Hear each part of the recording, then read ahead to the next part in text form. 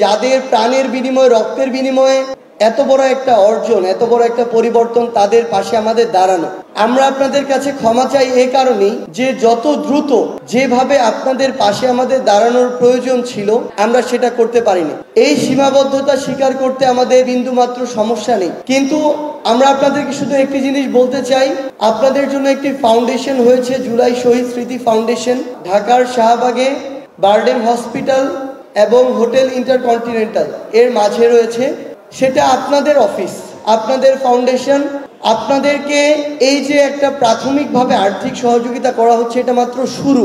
এই ফাউন্ডেশন সারা জীবন আপনাদের পাশে থাকবে আপনাদের ফাউন্ডেশন হয়ে। এটা শুধুমাত্র আর্থিক সহযোগিতার শুরু। ধাপে ধাপে আরও আর্থিক সহযোগিতা, শহীদ পরিবারের অন্তত একজনের চাকুরির ব্যবস্থা করা, পুনর্বাসনের ব্যবস্থা করা। আমাদের যে আহত যোদ্ধারা অনেক দিন ধরে এই বিষয়টি নিয়ে ভুগবে, কিংবা যে ভাই আমাদের চোখ হারিয়েছে, হাত পা হারিয়েছে, তাদের তো একটা পুনর্বাসনের ব্যবস্থা করতে হবে। সেই জায়গায় এটা রাষ্ট্রের দায়বদ্ধতা, আমাদের দায়বদ্ধতা। Double million offer Walton fridge কিনে পেতে পারেন 20 লক্ষ টাকা, রয়েছে কোটি কোটি টাকার নিশ্চিত উপহার। আমাদের এই পরিকল্পনাগুলো সাজানো হচ্ছে।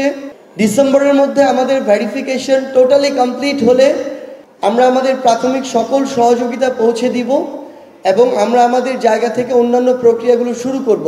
আমাদের ফাউন্ডেশন থেকে এখানে আসার আগে সকলকে একাধিকবার কল দেওয়া হয়েছে। আমরা 55 জনের সাথে একদম যোগাযোগ করতে পেরেছি। অনেকের নাম্বার ভুল দেয়া, ফোন নাম্বার যেটা আগে দিয়েছিলেন, অনেকের ফোন নাম্বারে কল ঢুকছে না। অনেকে রিসিভ করেছেন, রিসিভ করে বিশ্বাস করছেন না যে এটা আসলে ফাউন্ডেশন থেকে দেওয়া হয়েছে এবং তথ্যগুলো আমাদেরকে দেয়া হয় নাই। 18 জুলাই, 19 জুলাই, 20 জুলাই তাদের কিন্তু অনেকেরই ডেথ সার্টিফিকেট নাই। তাদেরকে বরং দাফন করাই কষ্ট হয়েছে। ওই টাইমে খুনি হাসিনা তার দোসর এবং প্রশাসনকে ব্যবহার করে বরং ওই মানুষগুলোকে দাফন দেওয়ার জন্য বিভিন্নভাবে ওই কাজেও বাধাগ্রস্ত করেছেন। এটাই সত্যি কথা। হসপিটালে গিয়ে আমাদের আহত যোদ্ধারা চিকিৎসা পায়নি, হসপিটালের ভিতরে গিয়ে ছাত্রলীগ যুবলীগ হামলা করেছে। এটাই সত্যি কথা। আমাদের চোখের সামনে ঢাকা মেডিকেলের ইমার্জেন্সিতে গুলি চালানো হয়েছে। সেই জায়গায় কারো যদি এই ডেথ সার্টিফিকেট না থাকে, তাহলে ইউনিয়ন পরিষদ থেকে হোক, ওয়ার্ড যে যদি থাকে কাউন্সিলর, যেটা সিটি কর্পোরেশন বা পৌরসভা, সেই অফিস থেকে হোক, আমাদের একটা প্রত্যয়ন পত্র লাগবে যেখানে লেখা থাকবে তিনি স্থানীয় বাসিন্দা, তিনি এই অভ্যুত্থানের শহীদ এবং তাকে এখানে দাফন করা হয়েছে। এই প্রত্যয়ন পত্রটুকু অথবা ডেথ সার্টিফিকেট, এই একটা কাগজ। দ্বিতীয়ত, যিনি শহীদ হয়েছেন তার এনআইডি কার্ড অথবা জন্ম নিবন্ধন কার্ডের ফটোকপি।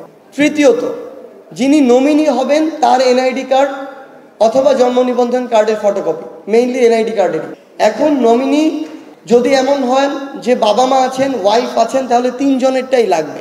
এবং যদি তারা একত্রে থাকেন তাহলে আমরা একটা চেকের মাধ্যমে ফান্ড দিব, যদি আলাদা থাকেন আলাদা চেকের মাধ্যমে ফান্ড দিব। এটা হচ্ছে আমাদের শহীদ পরিবারের ক্ষেত্রে। এবং যদি